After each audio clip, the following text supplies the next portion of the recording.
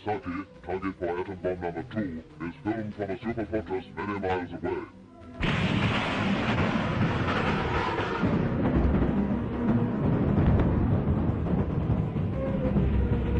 Pada bulan Agustus 1945, Amerika Serikat menyatukan dua bom nuklir di kota Hiroshima dan Nagasaki, Jepang.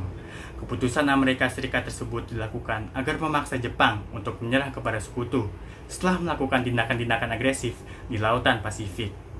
Dan bom tersebut pun efektif. Beberapa hari setelah peristiwa, Jepang mengakui kekalahannya kepada sekutu.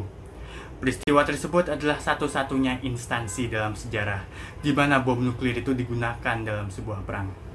Sejak itu, pemerintahan Amerika Serikat mengaku bahwa keputusannya itu benar dan moral, karena pengoboman tersebut telah mengurangi jumlah nyawa yang terbang dari semua pihak. Namun, sejak peristiwa tersebut, ahli-ahli masih kerap menanyakan dasar-dasar moralitas dari produksi bom nuklir secara general. Sebelumnya, kalian harus mengingat dulu bahwa bom nuklir ini bukanlah bom yang biasa. Jika bom biasa itu meledak menggunakan reaksi kimiawi, bom nuklir menarik kekuatannya dari fisi nuklir. Hal ini membukakan pintu kemungkinan yang luas bagi seberapa besar daya ledakan yang dapat tercapai. Bom nuklir Tsar-Bomba milik Uni Soviet misalnya, memiliki daya ledakan yang 10 kali lebih besar dari semua bom yang pernah digunakan pada Perang Dunia Kedua. Dan tidak hanya itu, bom nuklir juga dapat memberikan korban kanker karena daya radiasi yang dikeluarkan seusai ledakan. Pokoknya, bom nuklir ini sangat berbahaya. Sangat berbahayanya, bahkan bom ini dapat menjadi salah satu penyebab dari punahnya umat manusia. Oleh karena bahayanya bom nuklir, Jepang membuat monumen api abadi untuk menyerukan pelucutan senjata nuklir di Hiroshima. Sebagai simbol kedamaian dunia, api tersebut hanya akan mati jika semua bom nuklir di dunia dihancurkan dari muka bumi. Namun sayangnya bagi orang Jepang, pelucutan bom nuklir ini kemungkinan besar tidak akan pernah terjadi. Dan bahkan beberapa ahli pun mengatakan bahwa dunia ini akan lebih baik jika bom nuklir ini tetap ada. Pada masa Perang Dingin, Amerika Serikat dan Uni Soviet muncul sebagai dua negara adidaya yang memiliki kurang lebih 90% dari stok bom nuklir di dunia. Dua negara itu pada tahun 80-an telah memproduksi lebih dari 60.000 bom nuklir yang lengkap dengan rudal-rudal yang siap untuk diluncurkan kapanpun dan ke daerah manapun di dunia dengan hanya memencet sebuah tombol merah. Setelah mendengar fakta tersebut, tidak aneh jika banyak orang dan ahli-ahli di seluruh penjuru dunia ini mengkritik keras kebijakan kedua negara tersebut. Kebijakan itu hanya akan membuang-buang anggaran negara, dan dengan tumpukan stok bom nuklir yang sebanyak itu, mereka diperkirakan dapat menyebabkan kepunahan umat manusia. Memang kedengarannya emang gila, dan itu jujur memang sesuatu yang gila.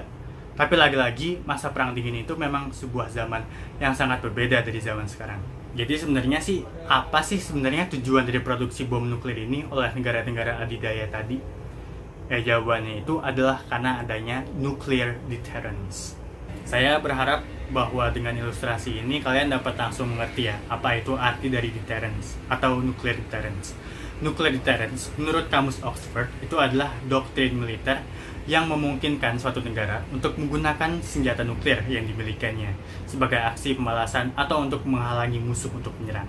Doktrin ini dapat diilustrasikan dengan Amerika Serikat dan Uni Soviet pada tahun 1945 dan seterusnya. Setelah berakhirnya Perang Dunia Kedua, Amerika Serikat adalah satu-satunya negara di dunia yang memiliki bom nuklir. Hal tersebut membuat Uni Soviet takut akan kekuatan bom mereka setelah memburuknya relasi antara blok barat dan blok timur. Uni Soviet oleh karena itu bercepat tempat untuk membuat bom nuklir mereka sendiri, yang pada akhirnya dibuat oleh mereka pada tahun 1949. Sejak tahun itu, Uni Soviet secara resmi telah menjadi negara superpower yang dapat menyaingi Amerika Serikat setidaknya secara militer. Amerika Serikat takut akan balasan bom nuklir jika mereka menyerang negara beruang merah itu secara konvensional, dan begitu juga dengan sebaliknya. Jadi singkatnya, dengan adanya bom nuklir, perang konvensional seperti masa-masa pra-Perang Dunia II itu sudah menjadi percakapan yang basi.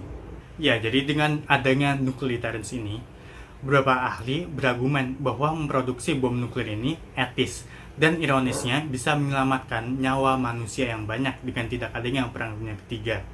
Tidak adanya Perang Dunia Ketiga ini diakibatkan oleh pemimpin-pemimpin negara dan masyarakat dari negara tersebut yang tidak ada yang gila karena mereka tidak menginginkan kepunahan umat manusia dengan adanya perang nuklir. Jadi dapat kita bayangkan, jika tidak ada bom nuklir, maka perang-perang seperti perang di Vietnam dan perang di Korea itu dapat menyebabkan perang dunia ketiga.